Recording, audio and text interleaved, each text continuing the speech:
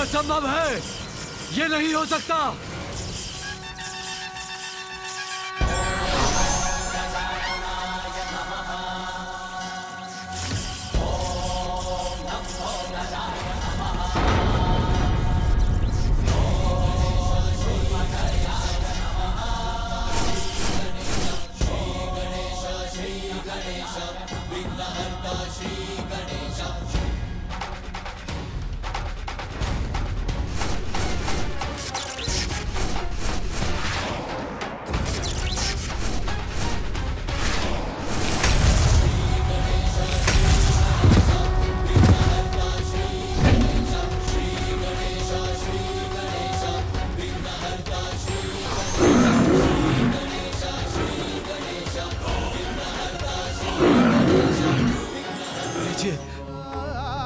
मेरा अंत मत कीजिए, मेरा अंत मत कीजिए, मुझे क्षमा कर दीजिए। ये तो स्वभाव ही है असुरों का। भारी पड़े तो शीश पर चढ़कर केश पकड़ते हैं, अन्यथा चरणों में ही गिर जाते हैं।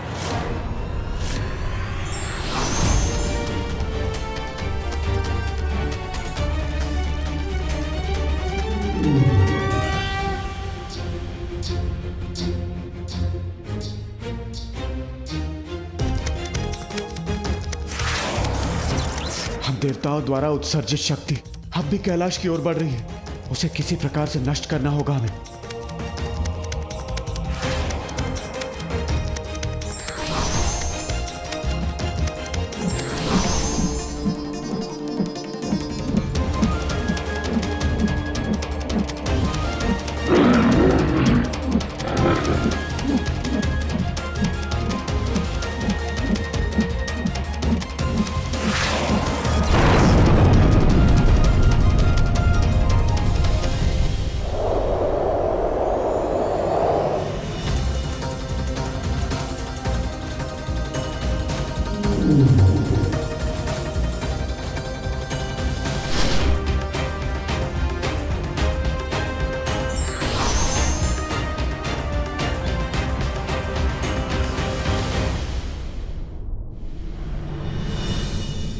हे शिवपुत्र, मुझे क्षमा कर दीजिए, मेरा अंत मत कीजिए।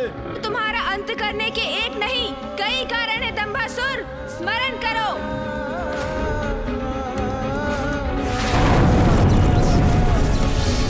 अब से कैलाश का अधिपति मैं हूँ, केवल मैं। बिना मेरी अनुमति के कैलाश में कोई प्रवेश नहीं कर सकता। कैलाश असुरों का है। तुम्हारा अपराध अक्षम्य है दंभासुर। मैं धन्य हो गया प्रभु, मैं धन्य हो गया। आपको कोटि कोटि प्रणाम प्रभु।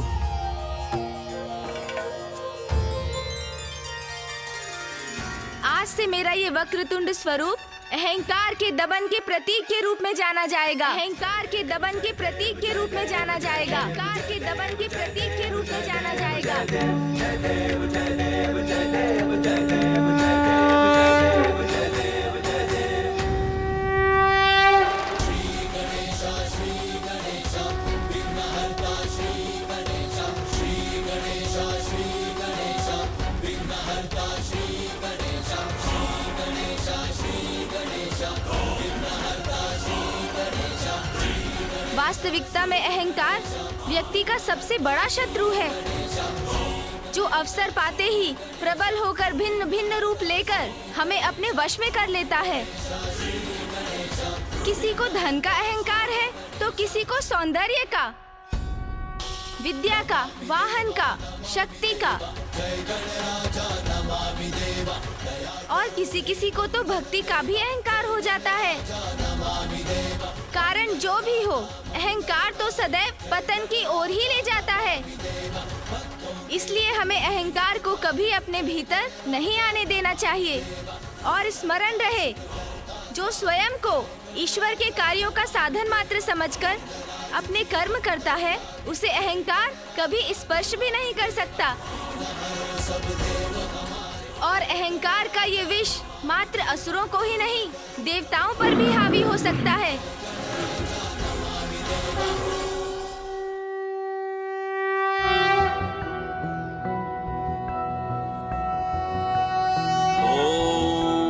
वक्रतुंड महाकाय सूर्यकोटि समप्रभ निर्विघ्नं कुरु मे देव सर्वकार्येषु सर्वदा।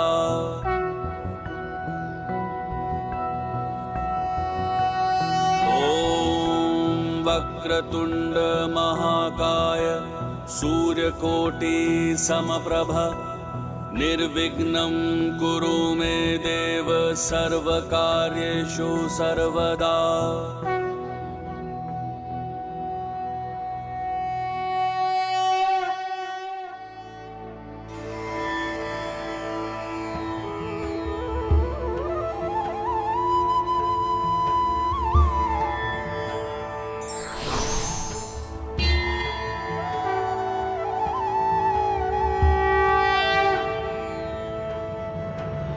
माँ, पिताश्री, आपके आशीर्वाद और माँ महामाया के मार्गदर्शन के कारण ही मैं और भैया कैलाश को पुनः सुरक्षित करने में सफल हुए।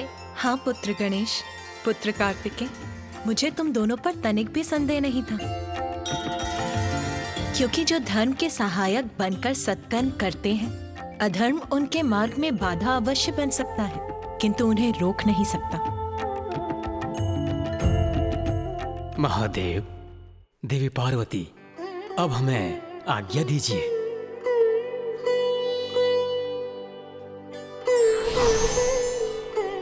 महादेव, अब हम सबको भी आज्ञा दीजिए।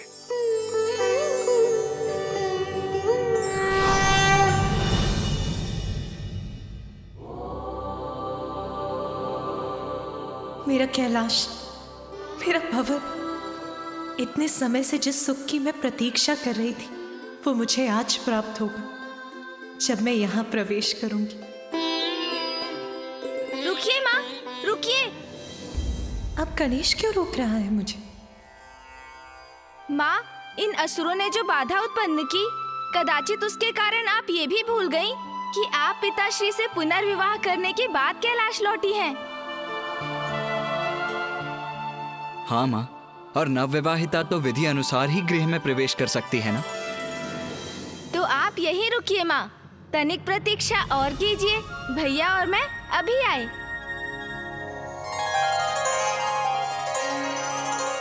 ये क्या हुआ स्वामी? कहाँ चले गए ये दोनों? तुम्हारे पुत्र हैं उमा, दोनों एक साथ गए हैं तो कुछ ना कुछ कोलाहल तो अवश्य होगा। माँ, पिताश्री, आप दोनों का स्वागत है।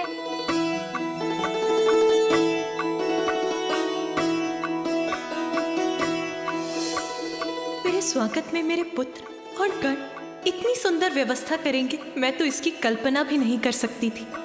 आइए माँ, अब आगे बढ़िए। चलिए पिताश्री।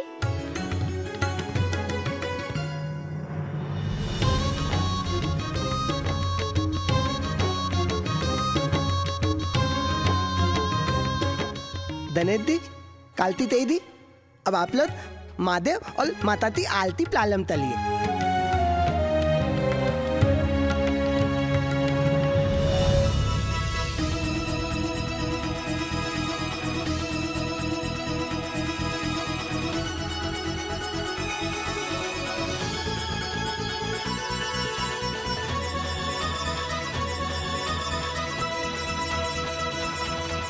माँ, अब अपना दाहिना पाँव बढ़ाकर इस कलश को एक मंद ठोकर से उलट दीजिए, फिर अपना पाँव भीतर रखिए। अच्छा पुत्र गणेश, तुम तो सभी विधि विधान में बहुत निपुण हो गए हो। इसका श्रेय तो मामी जी और बुआ जी को जाता है माँ, उन्होंने ही मुझे सब कुछ विस्तार से समझाया है। माता,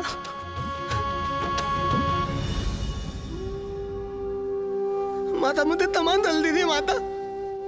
माता, मैं और अन्य दिन आते तो आदत प्रबंध चल रहे थे, किंतु ये अतुल माता इंतजार तब अतुला लेते हैं माता। मुझे तमाम दल दीजिए माता। कोई बात नहीं तोतला जी, इसमें आपका कोई दोष नहीं है, किंतु आपने जो कुछ भी किया मैं तो उसी से बहुत प्रसन्न हूँ।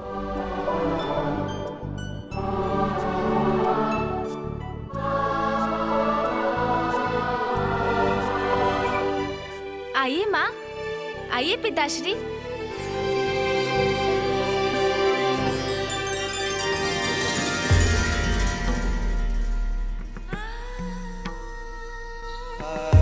तुमसे रिक्त मेरे अपूर्ण जीवन को आज तुमने पुनः पूर्ण कर दिया उमा।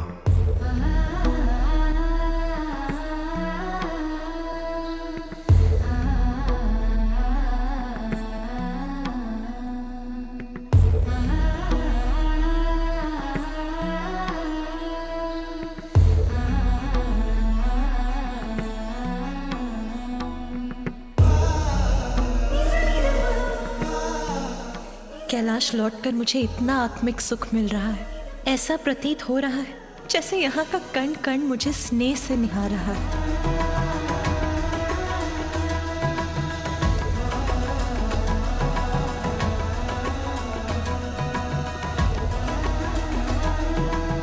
सर्वप्रथम मैं प्रभु की पूजा और अभिषेक करूंगी।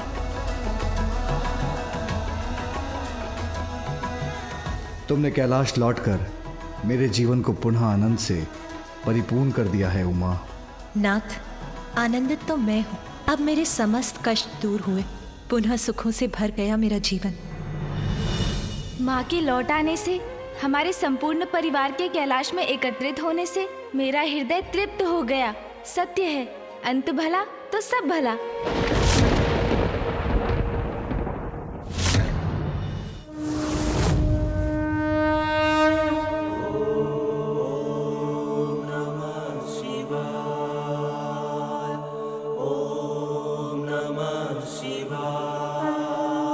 प्रभु, मेरी ये पुष्पांजलि स्वीकार कीजिए। माँ तो पूजा में लीन है। नहीं, ये उचित समय नहीं उन्हें मेरे प्रस्थान के बारे में बताने का।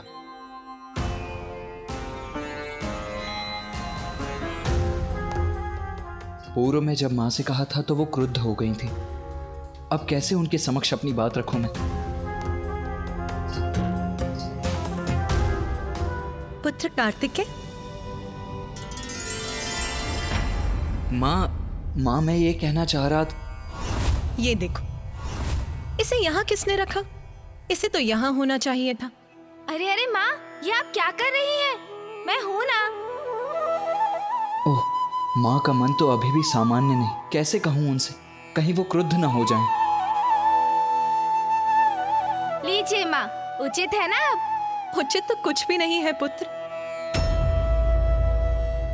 इस कक्ष की अवस्था तो देखो, यहाँ तो सभी कुछ अस्त व्यस्त है। मुझे ज्ञात है पुत्र, मेरी अनुपस्थिति में नंदी और गण सब कुछ व्यवस्थित रखने का प्रयास कर रहे थे, किंतु कोई बात नहीं, अब मैं आ गई हूं ना, अब मैं सब व्यवस्थित कर दूंगी। हाँ माँ, और इसमें मैं आपकी सहायता करूंगा। और भैया भी है ना? भैया, आप भी माँ का हाथ बटाएंगे ना? हाँ गणेश, किंतु माँ वो शुभ कार्य में विलंब क्यों? मुझे अभी प्रारंभ करना चाहिए।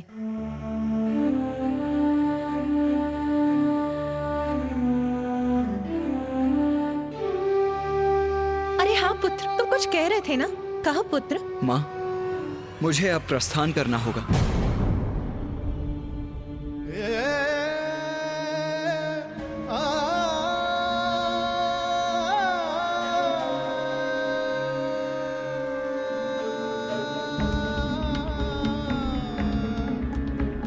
इतनी शीघ्र पुत्र? हाँ माँ, आपके और पिताजी के पुनर्विवाह, आपके कैलाश लौटने में समय तो जैसे गतिमान पक्षी की तरह उड़ गया। अब मुझे अपने स्थान दक्षिण जाना ही होगा माँ। पुत्र, मुझे क्या था, तुम्हारे महत्वपूर्ण कर्तव्य और दायित्व है पुत्र, किंतु पुत्र अभी तो मुझे तुम्हारे साथ समय बिताने का अवसर ही प्राप्त नहीं हो। बस कुछ और दिवस रुक जाओ पुत्र, कुछ और दिवस। हाँ भैया, मुझे भी आपके साथ क्रीड़ा करने का समय ही कहाँ मिला। कुछ दिवस और रुक जाइए ना। माँ, आपको तो ज्ञात है ना, पिताश्री नियमों का उल्लंघन कदापि स्वीकार नहीं करेंगे, और मुझे भी दक्षिण जाकर अपने कर्तव्य का पालन करना है माँ।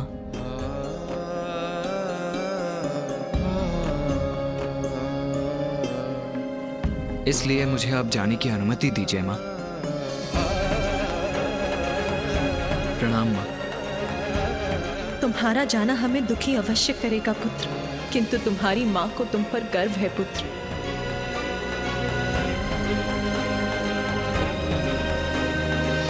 यदि ये अनिवार्य है तो मैं तुम्हें नहीं रोकूंगी पुत्र।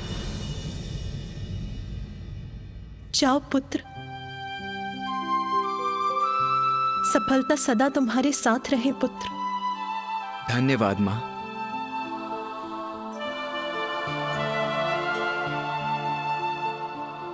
भैया भैया कुछ दिवस रुकिए ना, बहुत आनंद आएगा। अरे गणेश, विदा लेने का समय आ गया है अनुज। भैया रुक जाइए ना भैया, कृपया रुक जाइए भैया।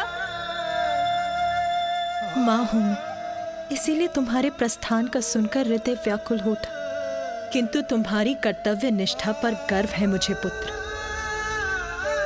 अपना माँ और पिताश्री का ध्यान रखना। भैया। पुत्र कार्तिकेय,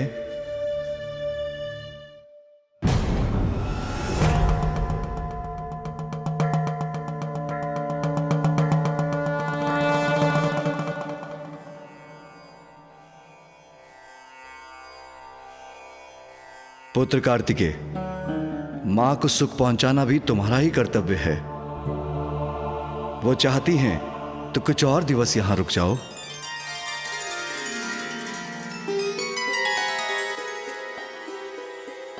अवश्य पिताजी, जैसी आपकी आज्ञा।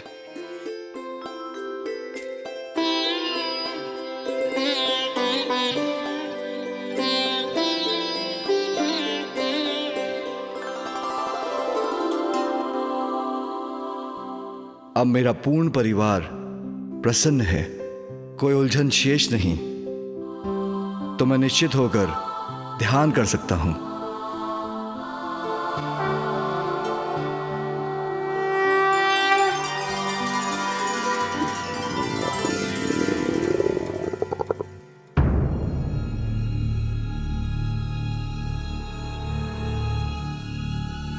ये ध्वनि कहां से आ रही है?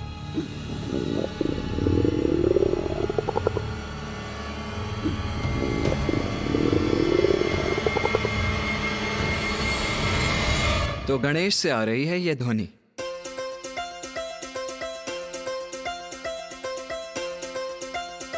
अरे ऐसे विस्मय से क्यों देख रहे हैं आप दोनों मुझे? वो माँ, इतने दिनों से मेरा कुछ पोषण नहीं हुआ ना, उदर में कुछ नहीं गया, इसीलिए मेरा ये उदर इतनी तीव्र प्रतिक्रिया दे रहा है।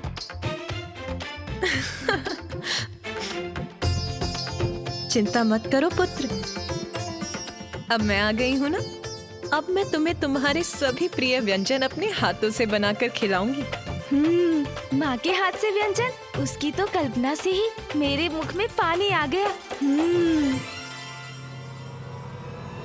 उचित है माँ, उचित है, सर्वथा उचित है।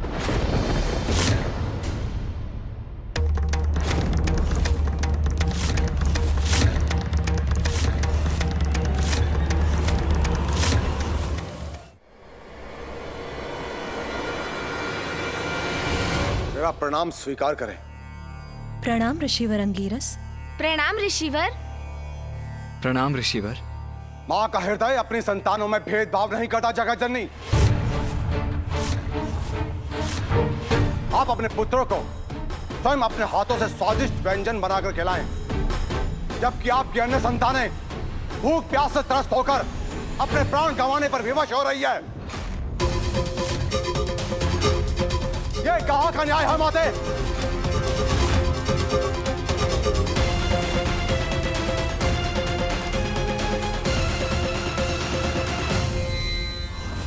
ऋषि अंगिरस, ये आप क्या कह रहे हैं? उचित ही तो कह रहा हूं माता। जब भगवान ही भक्त की गुहार ना सुने तो विवश होकर भक्त को भगवान के निकट आना ही पड़ता है। ऋषि अंगिरस, आप जो कह रहे हैं मैं समझ नहीं पा रही। आप बहुत लंबी यात्रा से आए, तनिक विश्राम कर जलपान ग्रहण करें। फिर आपको जो भी कहना है विस्तार से कहिएगा। माता, मैं अपने कठोर वचनों के लिए क्षमा चाहता हूं। विश्राम का अवकाश नहीं है मेरे पास। जलपान नहीं करूंगा मैं। भोजन का निवाला कैसे अपने मुख में रख सकता हूं माता, जबकि दक्षिण में मेरे बंधु बांधव घोर कष्ट में है। दक्षिण में ऋषिवर, क्या हुआ है वहां?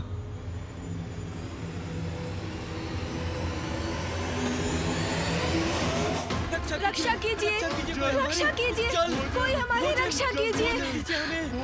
हम मृत्यु को प्राप्त। इतनी व्यथा, ऐसा रुदन, क्या कारण है इसका?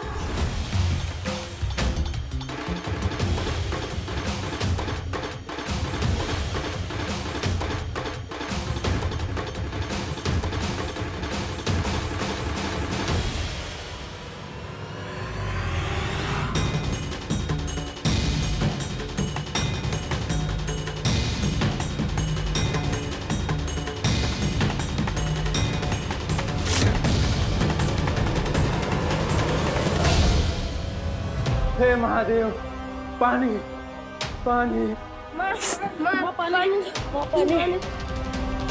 अपनी संतानों का दुख देखा नहीं जाता।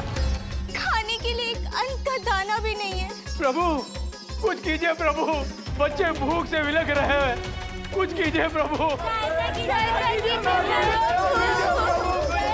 पानी प्रभु, पानी।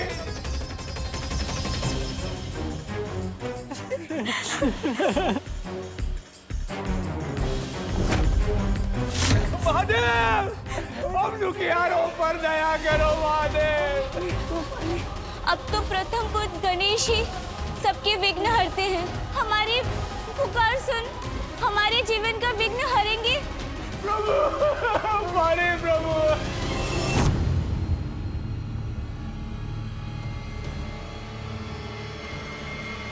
वहां तो भीषण अकाल पड़ा है।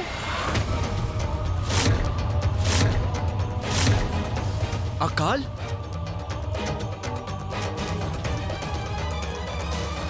असंख्य निर्दोष जीवन इस भयंकर अकाल की भेंट चढ़ चुके हैं गणेश जी। वो जो शेष रह गए हैं, उन्हीं के लिए मैं यहां पर आया हूं। महादेव ने मां गंगा को अपनी जटाओं से मुक्त किया था। अब तो वही एक आस है कि वो मेरी गुहार सुन ले और पुनः मां गंगा को अकाल से पीड़ित धरती पर प्रभावित होने की अनुमति दे। कदाचित ये उचित समाधान नहीं है ऋषिवर। माँ गंगा के प्रचंड वेग से तो और विनाश हो सकता है। गणेश, वर्षा करवाने का दायित्व तो देवराज इंद्र का है ना? तो तुम उन्हें बुलाकर क्यों नहीं पूछ लेते कि वो वहां वर्षा क्यों नहीं करवा रहे हैं? हाँ पुत्र गणेश, यही उचित रहेगा। ऋषिवर, आप निश्चिंत रहिए। मैं इस समस्या का समाधान शीघ्र ढूंढूंगा। और जो जीवन अकाल से त्रस्त हैं, वो जब तक भोजन नहीं पाते, तब तक मैं भी भोजन का एक निवाला भी ग्रहण नहीं करूंगा। ये मेरा प्रण है, ये मेरा प्रण है, ये मेरा प्रण है।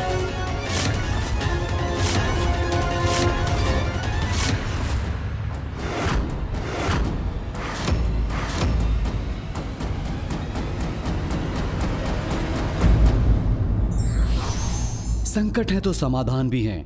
बस आवश्यकता है धैर्य, साहस और सूझबूझ की।